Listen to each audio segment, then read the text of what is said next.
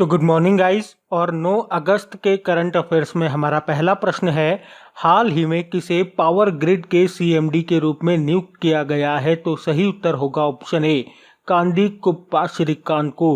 तो अभी हाल ही में कांदी कुप्पा श्रीकांत को power grid corporation of India के सीएमडी पद पर नियुक्त किया गया है और ये इस पद पर 2023 तक रहेंगे। अच्छा, हमारे ऊर्जा राज्य मंत्री कौन है? तो राजकुमार सिंह है। अच्छा, ऑप्शन बी यहाँ क्या लिख रहा है, वीके जोहरी।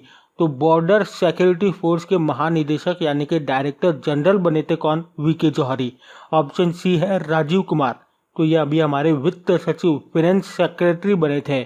ऑप्शन डी क्या है, के नटराजन। इंडियन कोस्ट गार्ड के डायरेक्टर जनरल बने थे कौन? के नटराजन। बढ़ते हैं आगे। तो हमारा अगला प्रश्न है, फोर्ब्स की सबसे ज्यादा कमाई करने वाली महिला एथलीट 2019 की सूची में कौन शीर्ष पे है, कौन टॉप पे है? तो सही उत्तर होगा ऑप्शन सी, सेरेना विलियम्स। तो अभी फोर्ब्स ने सबसे ज्यादा कमाई करने वाली महिला एथलीट 2019 की लिस्ट जारी की है और उसमें सबसे ऊपर है सेरेना विलियम्स और ये लगातार चौथी बार इस सूची को टॉप कर रही हैं। ये एक अमेरिकन टेनिस प्लेयर है। फर्स्ट पे तो सेरेना विलियम्स है, सेकंड नंबर पे है जापान की नाओमी ओसाका, ये भी टेनिस प्लेयर है। अच्छा, भारतीयों में बात करेंगे ना, तो भारतीयों में 13वें नंबर पे है बैडमिंटन प्लेयर पीवी सिंधु। अच्छा देखो, अगर आप डेली हमारा करंट अफेयर्स का लेक्चर देखते होंगे तो सेरेना विलियम्स से आपको जरूर कुछ याद आया होगा। जुलाई के महीने में ही हमने पढ़ा था कि दुनिया के सबसे फैशनेबल खिलाड़ियों की सूची आई थी और उसमें भी टॉप पे थी सेरेना विलियम्स। फोर्ब्स ने जारी की है ये सूची। तो ये एक अमेरिकन बिजनेस मैगजीन है जिसकी स्थापना हुई थी 1917 में और इसका हेडक्वार्टर कहाँ है? न्यूयॉर्क यूएसए में। बढ़ते हैं आगे। तो हमारा अगला प्रश्न है, हाल ही में वर्ष 2018 की रैंकिंग में भारत के 10 सर्वश्रेष्ठ पुलिस स्टेशन में से किसे चुना गया है? तो सही उत्तर होगा ऑप्शन बी, तरवा पुलिस स्टेशन को। तो वर्ष 2018 की वार्षिक रैंकिंग में भारत के 10 सर्वश्रेष्ठ पुलिस स्टेशनों में से उड़ीसा के सुब्रनपुर जिले के तरवा पुलिस स्टेशन को चुना गया है। अब बात उड़ीसा की है तो ये रहा मैप में उड़ीसा। अच्छा, सबसे पहले तो याद रखना, अभी अपन ने उड़ीसा का स्थापना दिवस मनाया था। कब? 1 अप्रैल को। एक्चुअली उड़ीसा की स्थापना हुई थी 1 अप्रैल 1936 को और अभी 1 अप्रैल 2019 को हमने इसका स्थापना दिवस मनाया था। और इसी दिन, किस दिन? 1 अप्रैल 2019 को उड़ीसा की कंडमाल हल्दी को भी जीआई टैग दिया गया था। अच्छा, अभी जीआई टैग से याद आया, उड़ीसा के रसगुल्ला को भी हमने जीआई टैग दिया अभी कुछ समय पहले ही, कुछ दिन पहले ही। उड़ीसा की कैपिटल क्या है? भुवनेश्वर है। गवर्नर है गणेशी लाल, मुख्यमंत्री है नवीन पटनायक। अच्छा, उड़ीसा में है व्हीलर द्वीप जिसका नाम चेंज कर दिया गया है। क्या कर दिया? एपीजे अब्दुल कलाम द्वीप कर दिया गया। अच्छा, ब्लैक पगोड़ा टेम्पल किसे कहते हैं? तो कोणार्क सन टेम्पल को कहते हैं जो कि उड़ीसा में है। और कोणार्क सन टेम्पल का कई बार मैं आपको बता चुका हूँ, 10 रुपए के नोट पे इसका चित्र अंकित है। अच्छा, एसबीआई क्लर्क 2018 में पूछा था, हीराकुड डैम ये कहाँ पर है? तो ये उड़ीसा में है, महानदी पे। और इसकी खास बात क्या है? इंडिया का लॉन्गेस्ट डैम है हीराकुड डैम। एसबीआई क्लर्क 2016 में पूछा गया था, बाराबत्ती स्टेडियम कहाँ पर है? कटक उड़ीसा में है। अच्छा, अगर आपसे पूछा जाए कटक किस नदी के किनारे स्थित है? तो महानदी के किनारे स्थित है।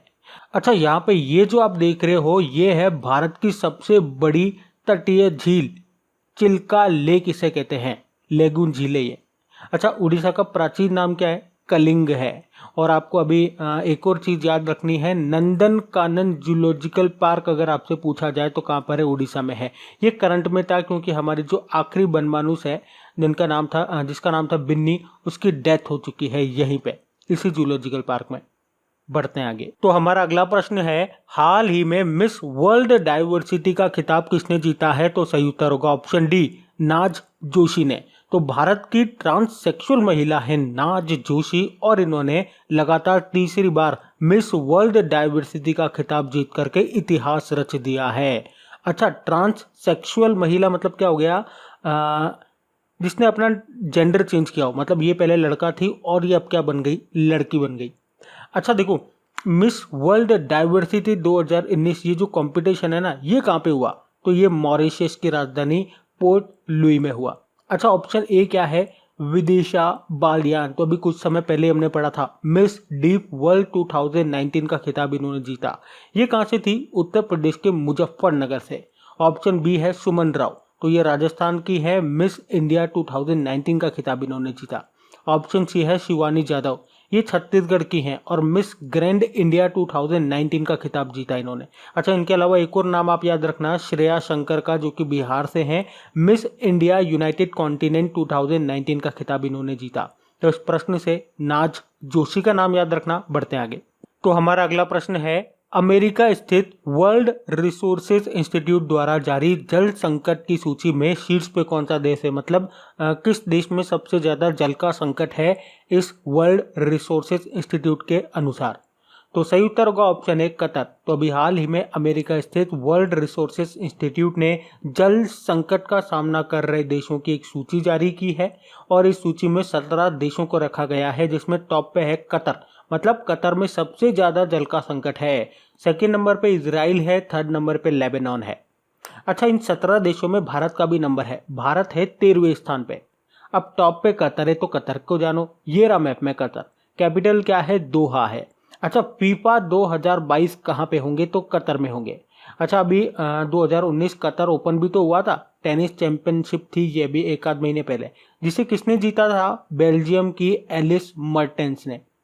करेंसी क्या है इसकी, रियाल है। प्रधानमंत्री कौन है, अब्दुल्ला बिन नसीर बिन खलीफा अल थानी। और आपको याद रखना है कि कतर इस साल के स्टार्टिंग में ओपेक से अलग हो चुका है, ये आपको याद होगा, कई बार मैं बता चुका हूँ। अच्छा, एशियन एथलेटिक्स चैंपियनशिप 2019 अभी अप्रैल में हुई थी, कहाँ पे हुई थी, कतर के दोहा में ही हुई थी, जिसमें सबसे ज्यादा मेडल जीते थे बहरीन ने, 11 गोल्ड जीते थे। सेकंड नंबर पे चाइना, थर्ड नंबर पे जापान और फोर्थ नंबर पे था भारत, 3 गोल्ड के साथ। अच्छा, 16वीं एशियाई सहयोग वार्ता की 16वीं मंत्री स्तरीय बैठक, इंग्लिश में बोलेंगे तो 16th ministerial meeting of Asia cooperation dialogue, ये कहाँ पे हुआ था, कतर की राजधानी दोहा में। बढ़ते हैं आगे। तो अगला प्रश्न है, हाल ही में आरबीआई ने वित्त वर्ष यानी कि फाइनेंशियल ईयर 2019-20 में भारत की जीडीपी कितने रहने का अनुमान लगाया है। सही उत्तर होगा ऑप्शन बी 6.9%। तो आरबीआई ने फाइनेंशियल ईयर 2019-20 के लिए भारत की जीडीपी का अनुमान घटा करके 6.9% कर दिया है। मैंने कहा घटा करके, क्योंकि इससे पहले आरबीआई ने 7% बताई थी भारत की जीडीपी रहने वाली है फाइनेंशियल ईयर 2019-20 के लिए, लेकिन अब क्या बोला, 6.9% रहेगी, तो ये आपको याद रखना है।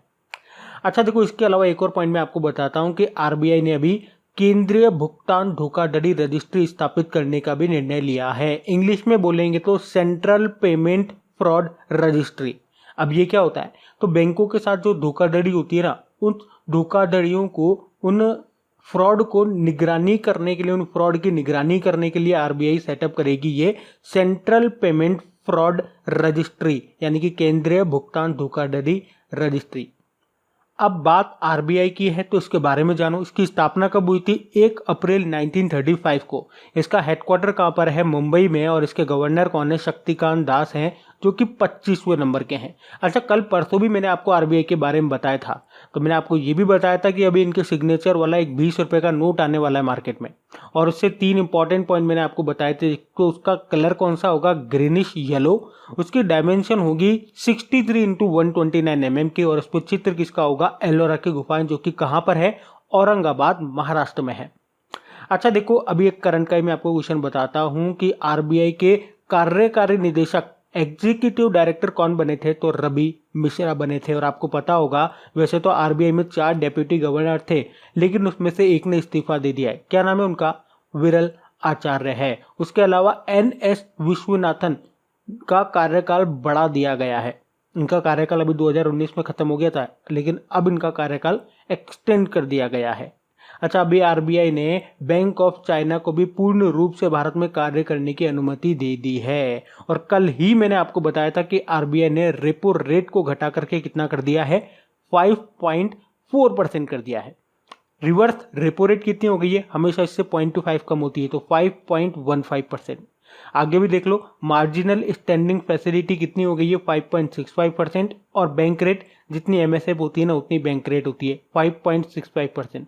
कैश रिजर्व रेशो उतनी ही है, 4%, और एसएलआर स्टेचुरी लिक्विडिटी रेशो ये कितनी हो गई है, 18.75% हो गई है। तो ये आपको याद रखना है, एग्जाम में पूछी जाती है भैया। बढ़ते हैं आगे। तो अगला प्रश्न है, एससीओ शंघाई कॉपरेशन ऑर्गेनाइजेशन कहाँ पे आतंकवाद विरोधी सैन्य अभ्यास का आयोजन करेगा? तो सही उत्तर होगा ऑप्शन ए रशिया में। तो 10 सितंबर से 21 सितंबर तक एससीओ शंघाई कॉपरेशन ऑर्गेनाइजेशन आतंकवाद विरोधी सैन्य अभ्यास का आयोजन करेगा। कहाँ पे? तो रशिया में। रशिया के ऑरेनबर्ग नाम की जगह पर यह होगा और इसमें भारत भी पार्टिसिपेट करेगा। तो ये क्वेश्चन इंपॉर्टेंट है। और रशिया ने मंगोलिया, तुर्कमेनिस्तान, बेलारूस और ईरान से अपने सैनिकों को आतंकवाद विरोधी अभ्यास में भाग लेने के लिए विशेष अतिथि के रूप में भेजने के लिए कहा है। अब इस क्वेश्चन में दो नाम इंपॉर्टेंट हो गए हैं, एक तो हो गया एससीओ और एक हो गया रशिया। तो पहले एससीओ के बारे में जानो। एससीओ मैंने कहा शंघाई कॉपरेशन ऑर्गेनाइजेशन, इसकी स्थापना हुई थी 1996 में। इसका हेडक्वार्टर कहां पर है? अच्छा, इसका हेडक्वार्टर इसके नाम से कंफ्यूज मत हो जाना, शंघाई मत कर देना, क्योंकि इसका हेडक्वार्टर है बीजिंग चाइना में। सेक्रेटरी जनरल इसके हैं व्लादिमीर नोरोव। अच्छा, आपको पता होगा अभी एससीओ की 19th मीटिंग हुई थी, 19 बैठक हुई थी कहाँ पे? किर्गिस्तान की राजधानी बिश्केक में। अच्छा, फिर आप मुझे बताओ इसकी 20वीं बैठक अगले साल कहाँ पे होगी? तो रशिया में होगी। अब रशिया में होगी तो ये रहा मैप में रशिया। कैपिटल क्या है? मॉस्को है, करेंसी है रूबल, प्रेसिडेंट है व्लादिमीर पुतिन और प्रधानमंत्री कौन है? Dmitry Medvedev. अच्छा, रशिया की संसद को क्या कहते हैं? तो ड्यूमा कहते हैं। और रशिया ने जो ईस्टर्न इकोनॉमिक फोरम होगा ना सितंबर में रशिया के व्लादिवोस्तोक में, उसमें हमारे प्रधानमंत्री नरेंद्र मोदी को एज अ गेस्ट भी इनवाइट किया था।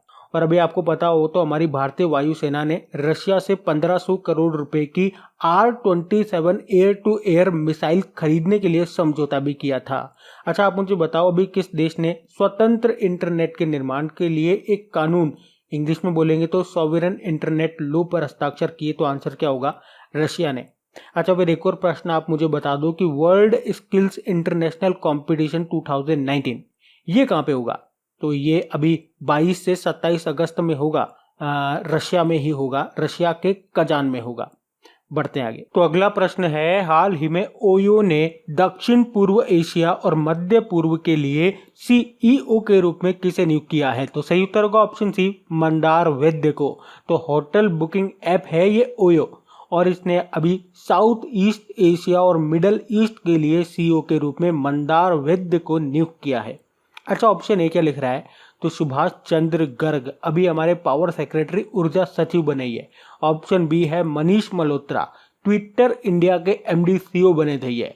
ऑप्शन डी है राजीव राय भटनागर, सीआरपीएफ के महानिदेशक बने थे ये। बढ़ते हैं आगे।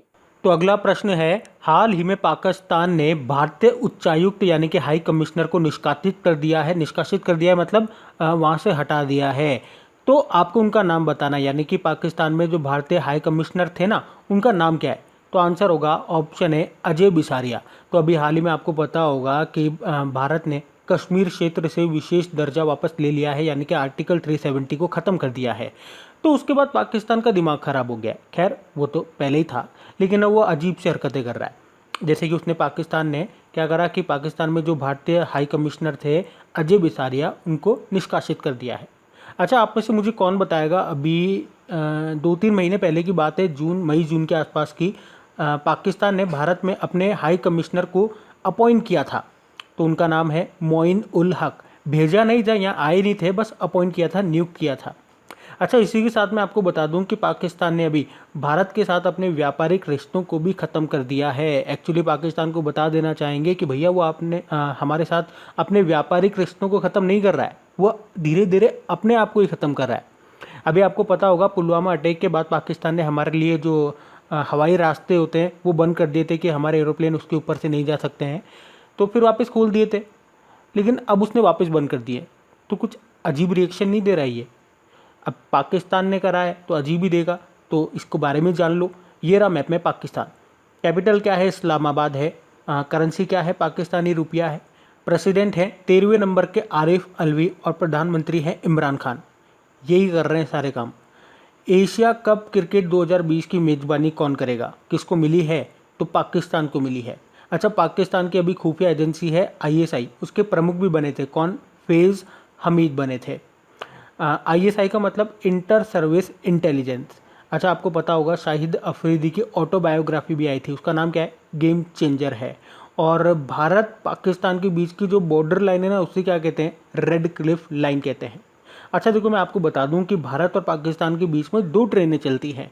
एक है समझौता एक्सप्रेस, एक है थार एक्सप्रेस। तो अभी इसने एक और हरकत की है, जो समझौता एक्सप्रेस है ना, उसको वहीं पे रोक लिया है। मतलब इसके ड्राइवर खलासी वगैरह को वहीं पे उतार दिया और भारत से बोला कि भैया अपने ड्राइवर भेज दो और यहाँ से इस ट्रेन को ले जाओ। तो मतलब क्या है ये। बढ़ते हैं आगे।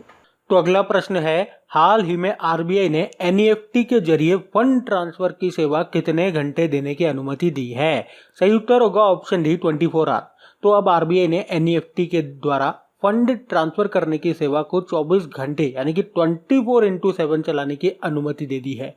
एक्चुअली में अभी तक आप एनईएफटी के द्वारा जो फंड ट्रांसफर है ना, केवल सुबह 8 बजे से शाम 7 बजे तक ही कर सकते थे, पर अब 24 घंटे ये काम कर सकते हो। एनईएफटी मतलब नेशनल इलेक्ट्रॉनिक फंड ट्रांसफर।